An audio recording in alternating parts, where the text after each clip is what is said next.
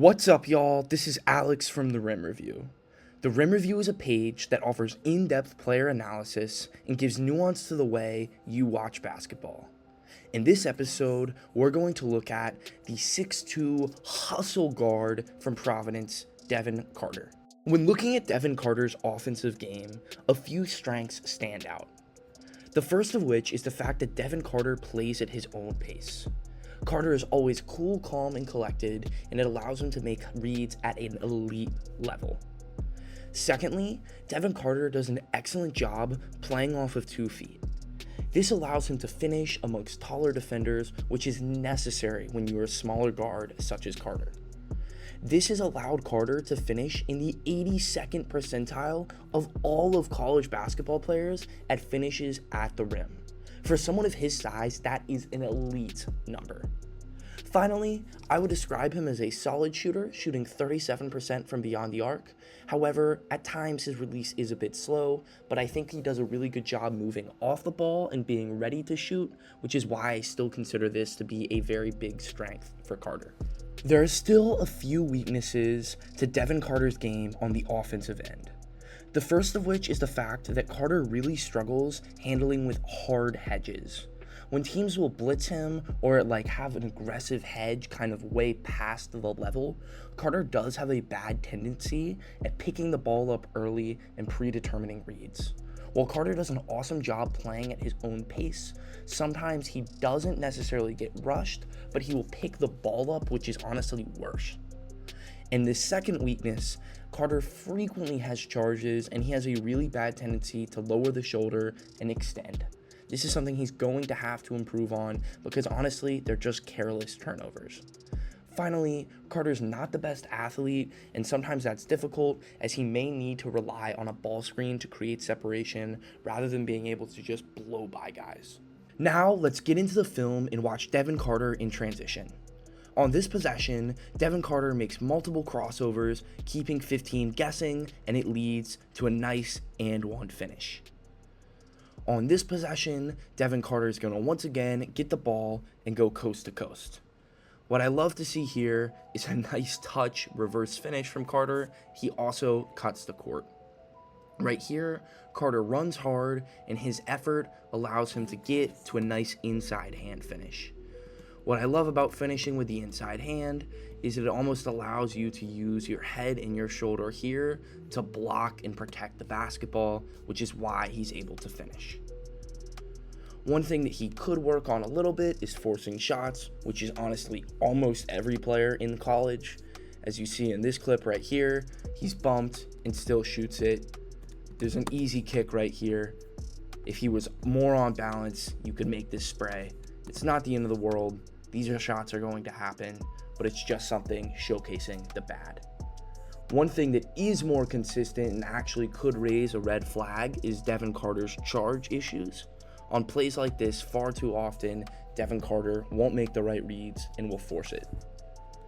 On this clip, Devin Carter is going to call for a ball screen, and as we're seeing right here, he goes up against drop coverage. The pocket isn't fully there because of the active hands from these two defenders. I think Carter could still probably throw it, but it would be a tough pass. Carter instead chooses to be patient and then wait for a one-on-one matchup where he scores. Let's watch this at full pace and just see how comfortable Devin Carter is here and how he's willing to go to work. On this possession, Devin Carter once again has a pick and roll opportunity.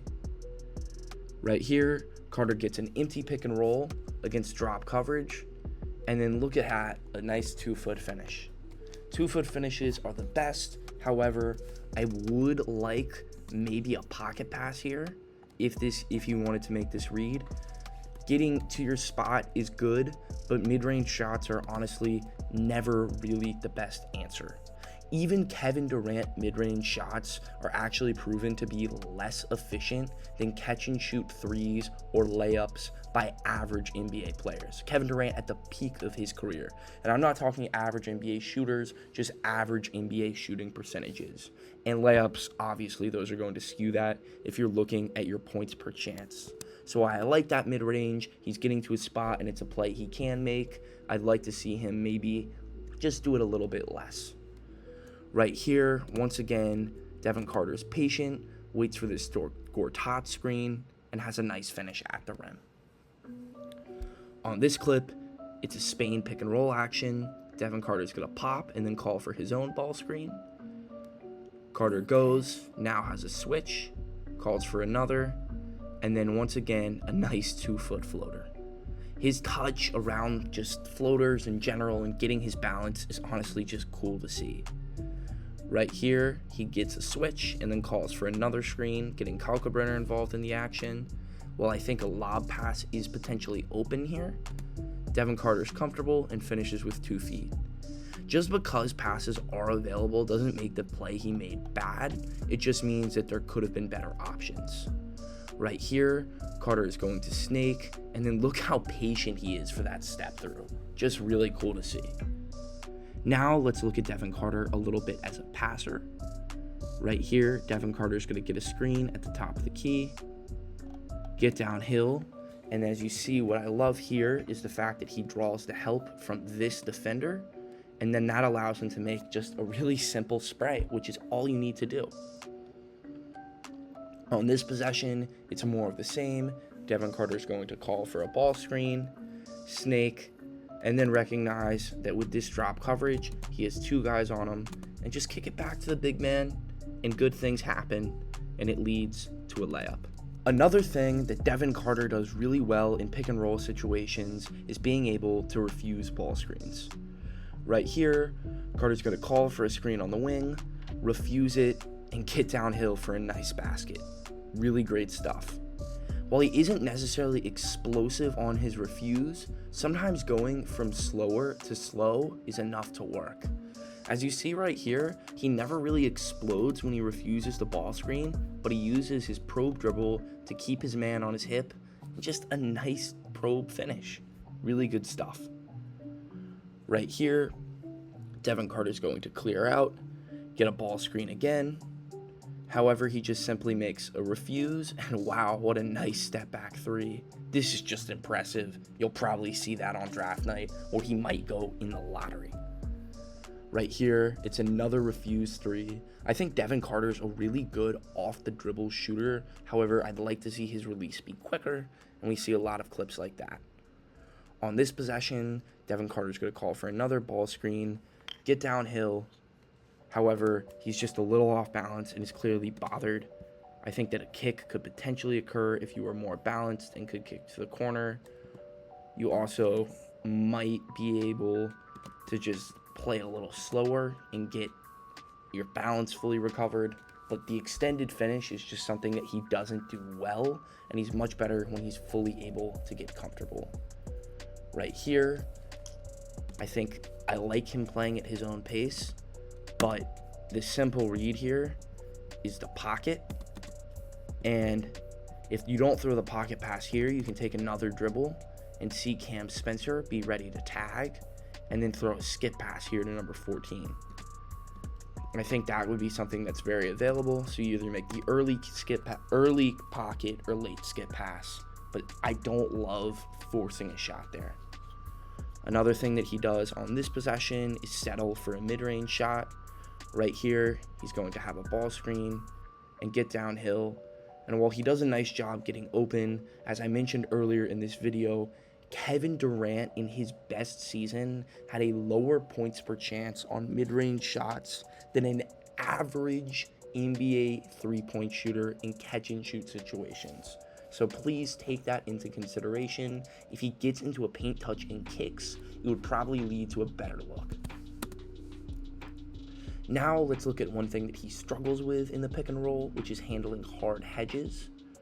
On this clip, Devin Carter is going to call for a DHO that then turns into a ball screen, and then he's not communicating with his man, and as soon as this hard hedge occurs, he doesn't even look and he just predetermines, okay, I'm going to hit my big in a short roll situation. You still have to look, even if it's something that you're so used to, and it leads to a turnover. On this possession, it's another issue of Devin Carter struggling with hard hedges and blitzes. Carter's going to get the ball here, and then call for another ball screen. With the heavy pressure, it's just not a good pass. Fake low or go high, or fake high and then go low, but don't telegraph the high pass. Now let's move on to him in isolation. One thing that he does really well in isolation is actually scoring in the post. It's not something he does a ton, but he's clearly just under control, being physical, and seeing things like this. I love seeing him get to off 2 feet, and it's just really fun to watch. He probably won't do this much, if at all, in the NBA, but it's just cool to see what he did to score in college. Right here, he draws the help and just makes a simple pass for a 3. Now, let's watch another clip of Devin Carter in isolation. Right here, Carter's going to catch the ball, face up his man, and try to back him down slowly. He plays at his own pace here, and wow, what a step through. You can tell he's never feeling rushed, and he's comfortable not being necessarily an explosive player, but a smooth player, which is definitely his style. On this clip, he's in isolation, and wow, he just pulls a 3. He's a really solid off the dribble shooter, and we see it here. On this clip, we're going to see him come off of a dribble handoff, where he once again twists the screen and pulls the 3. What I love about twisting the screen is when you see a man just go under a screen, all of their momentum is forcing them leaning this way. So when you have your screener just turn around, it's impossible for them to get back, and that's what occurs right here. On this clip, it's another 3-point opportunity for Devin Carter coming off of a DHO, where he comes off it here, takes one dribble, and knocks it down. Really impressive stuff. When just looking at him mostly in spot-up situations, right here, he's ready, looking for the ball, and knocks down a deep 3.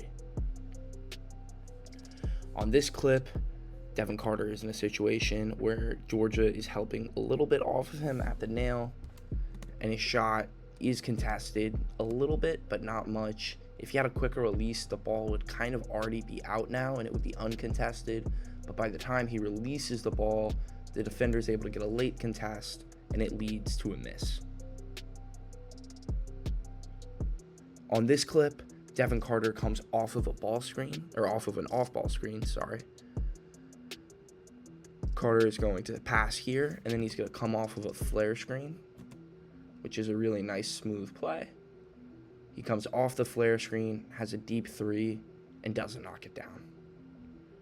Now, let's look at Devin Carter attack closeouts. Right here on this possession, Devin Carter is spacing the floor, calling for the ball, and then he immediately changes pace. And what I love that he does here is he's going really, really fast, but he gets his balance, plays off 2, and has a nice finish.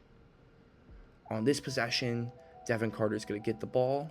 He lifts here, calling for the ball, which is awesome. Look at his defender. After the defender swipes at the ball, he assumes Carter's still in the corner and takes his first 2 steps right here, which is really good because it allows Carter to become open. And then he pump fakes, drives, and makes a great kick. Great stuff. On this last attacking closeout clip for Devin Carter, it's going to be another great read where he attacks the closeout and kicks it again for a simple spray. Being able to draw 2 is so important, and being able to draw 2 and immediately kick is just next level. Now, let's talk about Devin Carter on the defensive end, which is where he dominates. Firstly, Devin Carter has an extremely high motor, and when you're watching him play, it's clear he's got that dog in him. Secondly, his driving line defense is impeccable, where he only gives up 0.421 points per possession in isolation. Next, his physicality is elite, and that goes on to his high motor. He's just willing to compete. Finally, he's very aware off ball and doesn't take plays off, which is a big reason why he had 58 steals last season. There are still some weaknesses to Devin Carter's game defensively. The first of which is the fact that he frequently gets clipped on ball screens and off ball screens. This causes a lot for concern because despite his high motor, screen navigation is still very important. Secondly, he has a tendency to go under a lot in ball screens, and this might be his team's philosophy. This could also be just partially what he's been coached and what he's kind of accustomed to.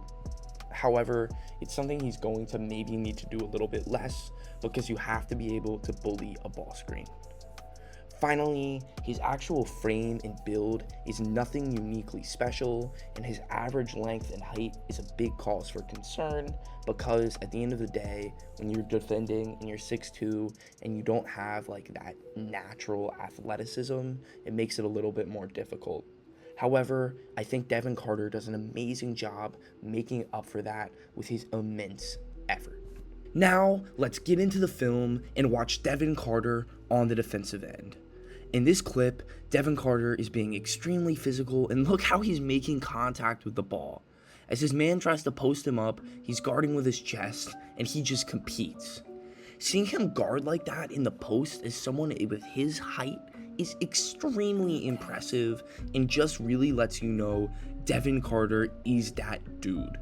Right here, he's guarding a center, and he still gets a block. He's going to compete. And that competitiveness is honestly what you need.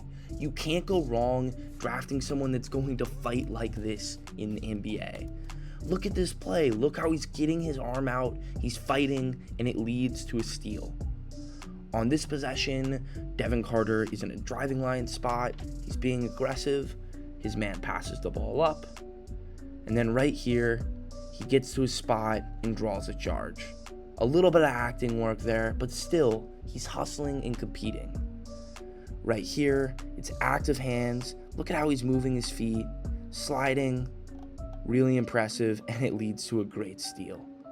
His active hands are extremely impressive, and these are the type of highlight plays you're going to see in the NBA. Just look at this. It's amazing. Right here, in another driving line situation, Devin Carter reminds you what he's capable of. He initially goes under on the screen. However, on this clip, a refuse occurs, and Devin Carter says, "Get that shit out of here." Right here, it's another refuse situation where Devin Carter has the option to cheat, but he doesn't. He's being engaged, and then when this ball screen doesn't happen, he stays in front of him, and he beats his man to the spot, and it leads to a turnover. His defensive effort is honestly just top notch. Right here, he does an awesome job going over the screen, and it leads to a block. This is what I'd like to see him do more consistently, and we'll see some bad examples of this next. Right here, he fights through the screen, and it leads to great results. This is what you need to do. Right here, it's another example of good screen navigation, where he gets over, handles the twist, and fights, and just honestly amazing stuff. And then this bad shot, he contests without fouling. Right here, Devin Carter is going to be clipped, which is a big trend for him in the pick and roll. As we see here, he does get clipped, and it might initially take him out of the play. However, Carter has such nice fight that he's going to compete and get this amazing block. Right here, it's another example of this, and this is what I mean when I say high motor. You can't turn this guy off. He gets clipped, but is never out of the play and does that. However, sometimes when you get clipped, it just does yield negative results, which is why you want to eliminate getting clipped in the first place. Right here, Carter gets clipped, has to take a bad path, and gets beat when his man is able to get to the rim. Right here, Devin Carter gets clipped once again, and you hate to see it occurring against Milwaukee. This time, he just was completely out-muscled, and as we see right here when this screen's occurring, he almost just is throwing out baiting for a foul. You hate to see it. It's not his best work. On this play, Devin Carter is going to go under the screen, which is something that I think he could work on. As we see right here, he goes under this DHO, which is then twisted. He attempts to go under again, and at the end of the day, even if this guy isn't a good shooter, you're not going to be able to thrive with that in the pros. On this clip, it's another example of Devin Carter going under.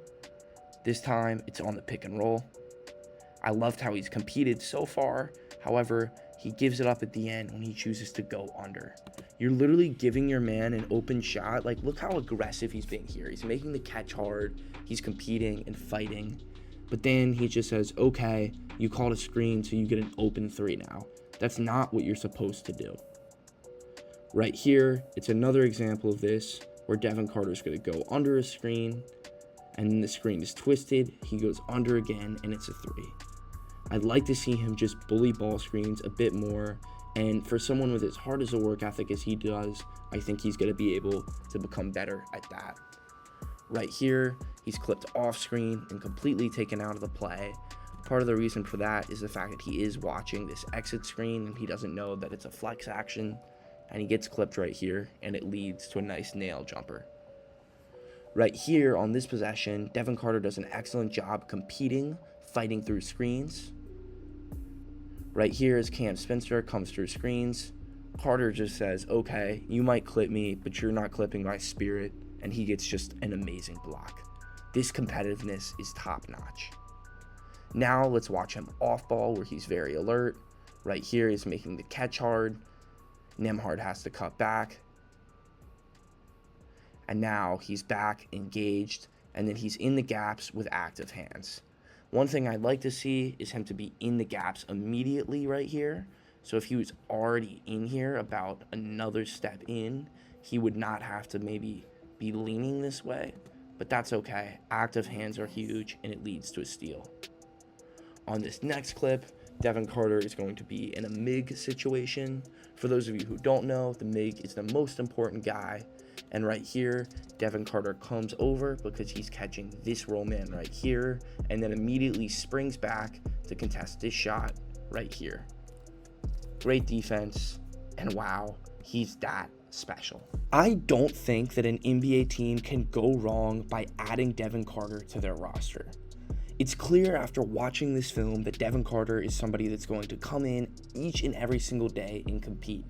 And when you have talent like his, having that level of competitiveness means you're going to have a pretty solid NBA career. While that is true, around that range, you have guys like Jared McCain and Jacoby Walter, Isaiah Collier, other guards that might be more skilled. I also am very high on Jared McCain. I think he's going to have an awesome career.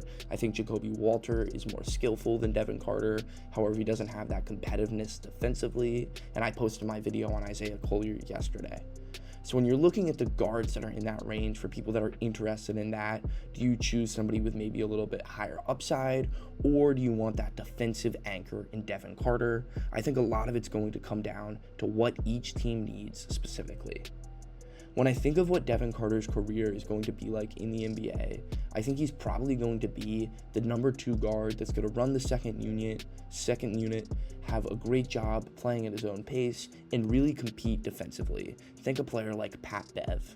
I also think there's a world where he may start for a few years. However, I'd like to see his shot release become more quick if he's going to do that.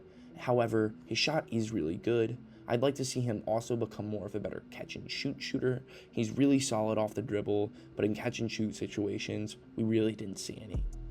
As far as what his floor outcome could be, I think maybe if he's too small to compete and his effort and lack of is beaten by his lack of athleticism and lack of size. And in that world, his defensive plus is not as much as you would think, and he just becomes like an average offensive player that maybe spends a few years in the league before heading to the G League or Europe. As far as where I would draft him, I would probably say that Devin Carter might sneak into the late half of the lottery, and so I could see him going anywhere between 12 or 13. However, I could also see him falling as low as 20. Overall, that's my take, and thanks for watching another episode of The Rim Review.